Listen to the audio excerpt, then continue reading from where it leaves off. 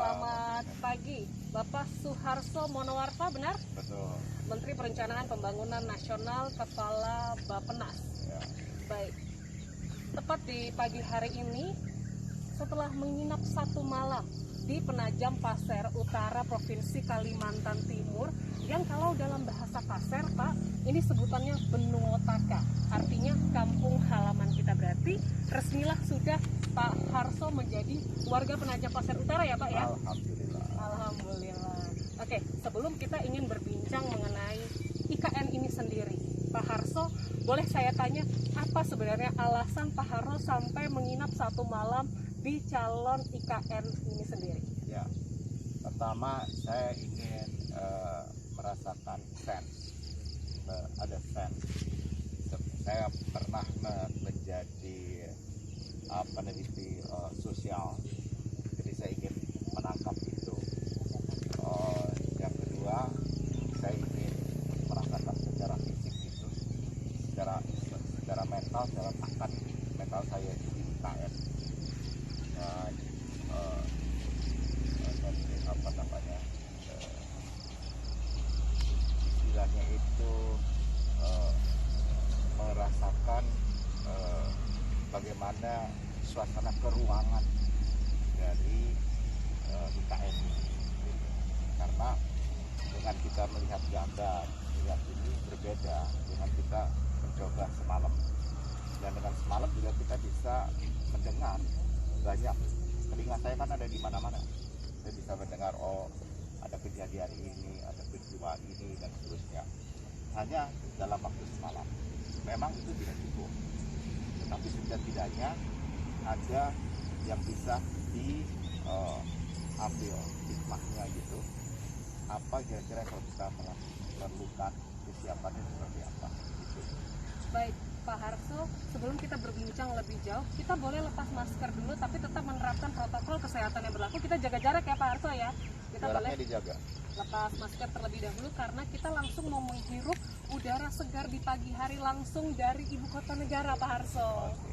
Baik, Pak Harso, perkenalkan saya Leliana Andriani. Pak Harso boleh panggil saya Leli. Oke. Saya ingin memperkenalkan bahwa saya sejujur-jujurnya adalah putri daerah asli Kalimantan Timur, Pak. Saya lahir dan besar di Samarinda, di ibu kota Kalimantan Timur, dan tentunya di pagi hari yang luar biasa ini saya berbangga, saya punya rasa optimisme yang besar, dan saya juga memiliki semangat yang besar. Tapi tidak dibungkiri, saya dan juga masyarakat Kalimantan Timur ini punya rasa takut, Pak Harso. Wajar ya Pak ya, kalau kita punya rasa takut, rasa khawatir ketika Kalimantan Timur ini yang dulu itu hanya angan-angan menjadi ibu kota negara, ternyata diwujudkan oleh Presiden Republik Indonesia Bapak Joko Widodo, dan berada langsung di belakang kita hutan ini yang akan menjadi titik pembangunan dari ibu kota negara. Nah, jadi ada dua pertanyaan besar yang ingin saya sampaikan kepada Pak Harso. Yang pertama mengenai sumber daya alamnya, dan yang kedua mengenai sumber daya manusianya. Yang pertama ini Pak Harso, kita tahu bahwa Kalimantan Timur ini identitasnya adalah hutan. Ya. Bisa dilihat sendiri di belakang kita, hutan yang luar biasa ini menjadi identitas Kalimantan Timur, menjadi identitas Kalimantan ketika identitas itu disebut sebagai hutan yang merupakan paru-paru dunia, Pak Harso. Ya. Berarti tidak hanya dampaknya kepada Kalimantan Timur, Kalimantan Indonesia, tapi kepada dunia. Lalu seperti apa Pak Harso melihat ketika ditetapkannya Kalimantan Timur, yaitu Penajam Pasir Utara, menjadi ibu kota negara? Apakah hutan ini akan terganggu, ataukah memang ada program pelestarian sendiri ketika hutan yang berada di belakang kita ini menjadi titik pembangunan dari ibu kota negara, Pak Harso? Ya, pertama tentu hutan itu harus kita pertahankan. Bentuknya beragam. Yang paling penting adalah kita sebagai warga dunia ikut bersama untuk mewujudkan zero emission di seluruh muka bumi. Nah, kita sendiri punya skenario kapan Indonesia akan mencapai zero emission. Nah, menurut perhitungan kami, setidak-tidaknya ada tahun 2045, 2050, 2060, dan 2070. Nah, kalau saya boleh memberikan suggestion, itu pilihannya cuma dua, antara 2045 dan 2050. Jadi kalau kita akan mencapai emission pada tahun 2045-2050. Maka dalam waktu dekat ini sudah banyak hal yang harus kita lakukan dalam rangka menurunkan efek gas rumah kaca. Nah, salah satunya adalah pernapasan ini. Nah, dengan demikian cara kita membangun nanti di ibu kota ini itu tentu tidak didasarkan pada cara-cara yang lama, yang konvensional, nah, tetapi kita memperkaya dan memperhitungkan soal emisi tadi. Karenanya ke depan kita tidak akan menggunakan energi-energi yang bukan terbarukan. Kita tidak menggunakan energi-energi fosil, misalnya energi-energi masa lalu yang konvensional. Kita ingin menggunakan energi-energi yang terbarukan, itu yang pertama. Kemudian yang kedua, kita juga ingin mengajak masyarakat, misalnya soal contoh yang paling kecil, di sana itu ada plastik, gitu kan. Nah, plastik itu kalau bisa, kemarin saya sudah sampaikan kepada Pak Gubernur dan Pak Bupati, itu dilarang plastik di kawasan Kalimantan Timur ini. Ayo, seperti juga Bali, itu sudah melarang plastik menjadi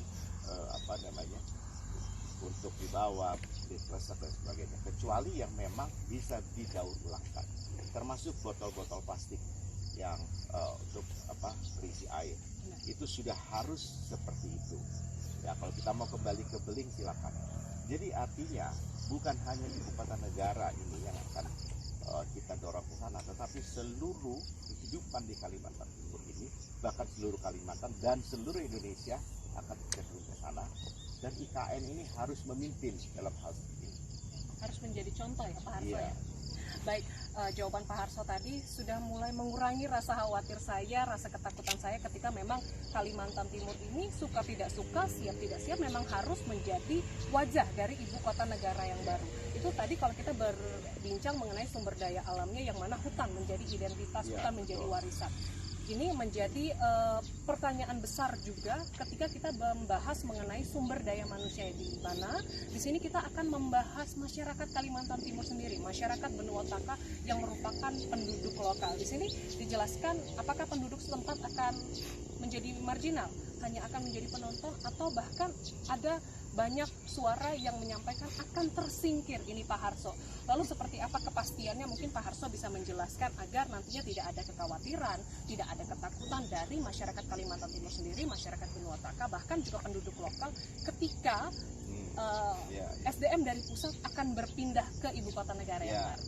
Yang pertama, memang harus ada terjadi akulturasi antara yang di daerah sini dan juga para pendatang. Tetapi yang pertama yang harus disiapkan adalah mental mereka yang di Kalimantan Timur. Bagaimana mereka punya pikiran yang open minded, terbuka. Nah, yang sehingga bisa menerima itu, dan saya yakin itu bisa, karena di Kalimantan Timur ini heterogenitasnya tinggi secara cultural, ya, mereka tinggi sekali. Jadi mereka tidak kemudian merasa terasingkan, itu dulu. Jadi jangan sampai kalau ada sesuatu yang baru, orang baru, kemudian mereka merasa wah kita ini akan didorong dan kemudian keluar. Nah, perasaan itu yang tidak boleh ada. Jadi mereka justru harus dengan mental, come on, silakan Anda datang, mari kita sama-sama membangun. Nah, dengan demikian itu akan terjadi resiprokal antara masyarakat setempat ini dan masyarakat yang datang kemudian, yang nanti bisa terjadi sebuah akulturasi kultural yang baik, dan friksi-friksi itu bisa dihindari, dan sejak awal itu bisa dibahas bersama. Nah, yang paling penting di sini dasarnya adalah pendidikan dan pelatihan. Ya. Tentu di dalam cara-cara kerja baru, karena kita akan mendorong cara-cara kerja baru di ibu kota negara ini, maka juga di seluruh Kalimantan Timur ini juga sudah harus memulai dengan cara-cara kerja baru. Jadi bukan harus dipimpin, dicontohkan oleh ibu kota negara, tetapi seluruh masyarakat di sini dipimpin oleh gubernur, bupati dan sebagainya, itu menuju kepada nuansa ini.